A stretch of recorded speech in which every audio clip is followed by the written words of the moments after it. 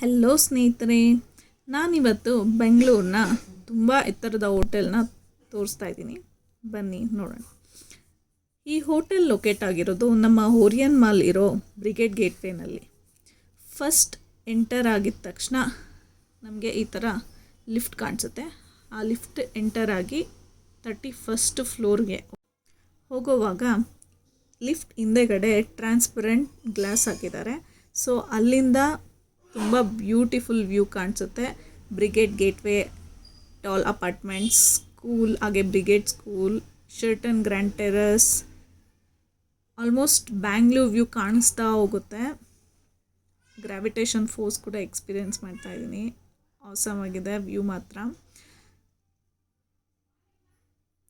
So floor wise 15th floor, 16th floor ಹೀಗೆ ಮೇಲೆ ಹೋಗ್ತಾ ಇದ್ದೀವಿ. 31st ಫ್ಲೋರಲ್ಲಿ ಸ್ಟಾಪ್ ಆಗುತ್ತೆ ಲಿಫ್ಟು. ಈ 31st ಫ್ಲೋರಿಗೆ ಸ್ಟಾಪ್ ಆದಾಗಲೇ ನಮಗೆ ಸಿಗುತ್ತೆ ಹೋಟೆಲ್ ಹೈ. ಆಲ್ಮೋಸ್ಟ್ ಫ್ಲೈಟಿಂದ ವ್ಯೂ ಹೇಗೆ ಕಾಣಿಸುತ್ತೋ ಲಿಟಲ್ ಆ ಥರ ಫೀಲಿಂಗ್ ಇದೆ. ನಾನು ಥೈಲ್ಯಾಂಡ್ ಆದಮೇಲೆ ಬ್ಯಾಂಗ್ಳೂರಲ್ಲಿ ಹೈಟ್ ವ್ಯೂನ ಎಕ್ಸ್ಪೀರಿಯೆನ್ಸ್ ಮಾಡ್ತಾಯಿದ್ದೀನಿ. ಥೈಲ್ಯಾಂಡ್ ಅಂತೂ 160th ಫ್ಲೋರ್ ತನಕ ಹೋಗುತ್ತೆ. ಬಟ್ ನಮ್ಮ ಊರಲ್ಲಿ ಎಕ್ಸ್ಪೀರಿಯೆನ್ಸ್ ಮಾಡೋ ಮಜಾನೇ ಬೇರೆ. ಸೊ ಎಂಟರ್ ಆದಮೇಲೆ ಹೋಗ್ತಾ ಇದ್ದೀವಿ. ಆಲ್ಮೋಸ್ಟ್ ಎಲ್ಲ ಒನ್ ಪೀಸ್ ಹಾಕ್ಕೊಂಡಿದ್ದಾರೆ. ಒನ್ ಪೀಸ್ ಡ್ರೆಸ್ ಹಾಕ್ಕೊಂಡು ನಾನು ಹೋಗಿರಲಿಲ್ಲ, ಸ್ಯಾರಿ ಹಾಕ್ಕೊಂಡು ಹೋಗಿದ್ದೆ. ನನ್ನ ಸರ್ಪ್ರೈಸ್ಗೆ ನಾನು ಹಾಕ್ಕೊಂಡು ಹೋಗಿದ್ದು ಇಷ್ಟು ಒಳ್ಳೆಯದಾಯಿತು ಅಂತ ಅಂದರೆ, ಫುಲ್ಲು ಚಳಿ ಇತ್ತು, ಎಲ್ಲರೂ ಫುಲ್ ನಡುಗ್ತಾಯಿದ್ರು. ನಾನಂತೂ ಆರಾಮಾಗಿ ಕೂತ್ಕೊಂಡು ವ್ಯೂನ ಆ್ಯಂಡ್ ನನ್ನ ಊಟನ ತುಂಬ ಎಂಜಾಯ್ ಮಾಡಿದೆ. ಇಲ್ಲಿ ಹೋಗಿದ ತಕ್ಷಣ ಅವ್ರು ಹೇಗೆ ಹೋಗಬೇಕು ಅಂತ ನಮಗೆ ತೋರಿಸ್ತಾ ಇದ್ದಾರೆ.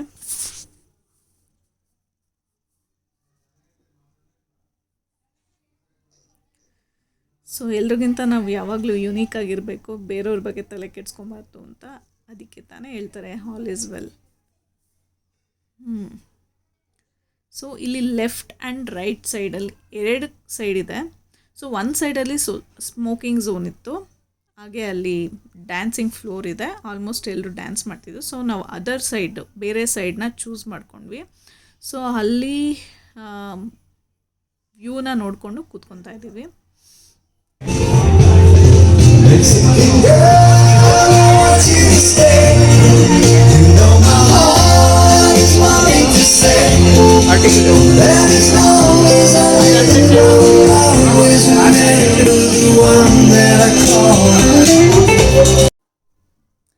ಸೊ ನಾವು ಕ್ಯಾಂಡಲ್ ಲೈಟ್ ಡಿನ್ನರ್ನ ಅಡ್ವಾನ್ಸಾಗಿ ಟೇಬಲ್ ಬುಕ್ ಮಾಡಿದ್ವಿ.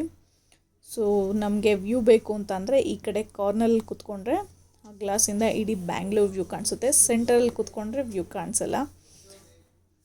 ಸೊ ಇನ್ನು ಅಡ್ವಾನ್ಸ್ ಬುಕ್ ಮಾಡಿದ್ರೆ ನಿಮಗೆ ಈ ಸೈಡ್ ಟೇಬಲ್ ಸಿಗುತ್ತೆ.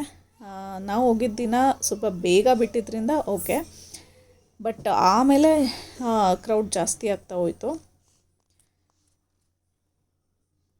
ಹಾಗೆ ಈಗ ಆಫರ್ಸ್ ಇದೆ ಝೊಮ್ಯಾಟೊ ಆರ್ ಡೈನೌಟಲ್ಲಿ.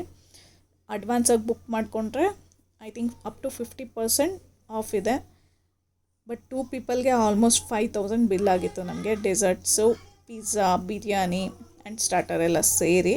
ಬಟ್ ನಾವು ಹೋಗಿದ್ದು ವ್ಯಾಲೆಂಟೈನ್ಸ್ ಒಕೇಶನ್ ಇತ್ತು. ಸೊ ನಮಗೆ ಆಫರ್ ಅಪ್ಲೈ ಆಗಲಿಲ್ಲ. ಸೊ ಬಿಲ್ ಜಾಸ್ತಿ ಆಯಿತು. ಮೇ ಬಿ ಮಿಕ್ಕಿದ ಟೈಮಲ್ಲಿ ಇಬ್ಬರೇ ಹೋದರೆ ಇನ್ನೂ ಸೇವ್ ಆಗುತ್ತೆ. ಒನ್ ಟೈಮ್ ನೀವು ಎಕ್ಸ್ಪೀರಿಯೆನ್ಸ್ ಮಾಡ್ಬೋದು. ಫುಡ್ ವಾಸ್ ಆಸಮ್, ತುಂಬ ಚೆನ್ನಾಗಿತ್ತು. ನಾನು ಇಲ್ಲಿ ಫಸ್ಟ್ ಟೈಮ್ ಸ್ಕ್ವೇರ್ ಪಿಜ್ಜಾ ತಿಂದೆ. ಎಲ್ಲ ಕಡೆ ರೌಂಡ್ ಪಿಜ್ಜಾ ಸಿಗುತ್ತೆ, ಬಟ್ ಇಲ್ಲಿ ನನಗೆ ಸ್ಕ್ವೇರ್ ಪಿಜ್ಜಾ ಸಿಕ್ತು. But it was awesome. Taste ತುಂಬ ಚೆನ್ನಾಗಿತ್ತು. ವ್ಯೂ ಜೊತೆ ಫುಡ್ನ ಎಂಜಾಯ್ ಮಾಡಿದ್ದು ಗ್ರೇಟ್ ಎಕ್ಸ್ಪೀರಿಯನ್ಸ್. ಲೈಫ್ನಲ್ಲಿ ಒಮ್ಮೆ ಆದರೂ ಎಲ್ಲ ಎಕ್ಸ್ಪೀರಿಯೆನ್ಸ್ ಮಾಡಬೇಕು, ಎಲ್ಲ ಥರ ಗುಡ್ ಎಕ್ಸ್ಪೀರಿಯೆನ್ಸ್ನ ಮಾಡಬೇಕು ಅನ್ನೋದು ನನ್ನ ನೀತಿ. ಕೆಲವರು ಜೀವನದಲ್ಲಿ ಎಲ್ಲನೂ ಪೋಸ್ಟ್ಪೋನ್ ಮಾಡ್ಕೊತಾ ಹೋಗ್ತಾರೆ. ಟ್ರಿಪ್ಗೆ ಮುಂದೆ ಒಂದ್ಸಲಿ ಸೇವ್ ಮಾಡಿ ದುಡ್ಡನ್ನ ಮುಂದೆ ಹೋಗೋಣ, ನೆಕ್ಸ್ಟ್ ಮಂತ್ ಹೋಗೋಣ, ನೆಕ್ಸ್ಟ್ ಇಯರ್ ಹೋಗೋಣ. ಹಾಗೆ ಬಟ್ಟೆ ತೊಗೋಣ, ಒಂದು ಇಷ್ಟಪಟ್ಟಿದ್ದ ಬಟ್ಟೆ ಆಗಲಿ ಏನಾದರೂ ತೊಗೊಳೋದಕ್ಕೂ ಅಷ್ಟೇ, ಅದನ್ನು ಪೋಸ್ಟ್ಪೋನ್ ಮಾಡ್ತಾ ಹೋಗ್ತಾರೆ. ಅಥವಾ ತೊಗೊಂಡಿದ್ದನ್ನ ಹಾಕೊಳ್ಳೋಕೆ ಕೂಡ ಯೋಚನೆ ಮಾಡ್ತಾರೆ. ಒಂದು ಒಕೇಶನ್ ಬರಲಿ ಅದಕ್ಕೆ ಹಾಕ್ಕೊಳ್ಳೋಣ ಅಂತ ಅಂದ್ಬಿಟ್ಟು ಹಾಗೇ ಇಟ್ಟಿರ್ತಾರೆ. ಸೊ ಇದನ್ನೆಲ್ಲ ಮಾಡೋಕ್ಕೆ ಮುಂಚೆ ಒಂದ್ಸಲ ಯೋಚನೆ ಮಾಡಿ. ನಾವು ವೆಯ್ಟ್ ಮಾಡ್ಬೋದು, ಆದರೆ ಟೈಮ್ ನಮಗೋಸ್ಕರ ವೆಯ್ಟ್ ಮಾಡಲ್ಲ. ಯಾವತ್ತೂ ಕಾಯ್ತಾ ಯೋಚಿಸುತ್ತಾ ಕಾಲ ಕಳೆಯಬೇಡ. ಯಾಕೆಂದರೆ ಬದುಕು ಯೋಚನೆಗಿಂತಲೂ ವೇಗವಾಗಿ ಸಾಗುತ್ತಿರ್ತದೆ. ವರ್ಡ್ಸ್ ಅಲ್ಲ. ಸೊ ನಮಗೆ ಸೂಟ್ ಆಗೋಗೆ one day you leave this word behind, so leave a life you will remember ಅಂತ ಹಾಡು ಪಾಸ್ ಆಯಿತು. ಸೊ ನಾನಂತೂ ಈ ದಿನ ತುಂಬ ಎಂಜಾಯ್ ಮಾಡಿದೆ. ಸೊ ಇಲ್ಲಿಗೆ ನನ್ನ ಈ ಚಿಕ್ಕ ವ್ಲಾಗ್ನ ಮುಗಿಸ್ತಾ ಇದ್ದೀನಿ. ನೀವು ಕೂಡ ಲೈಫ್ನ ಎವ್ರಿ ಮೂಮೆಂಟ್ನು ಎಂಜಾಯ್ ಮಾಡಿ ಅಂತ ಮತ್ತೊಮ್ಮೆ ಹೇಳ್ತಾ, thanks for watching. Subscribe to my channel.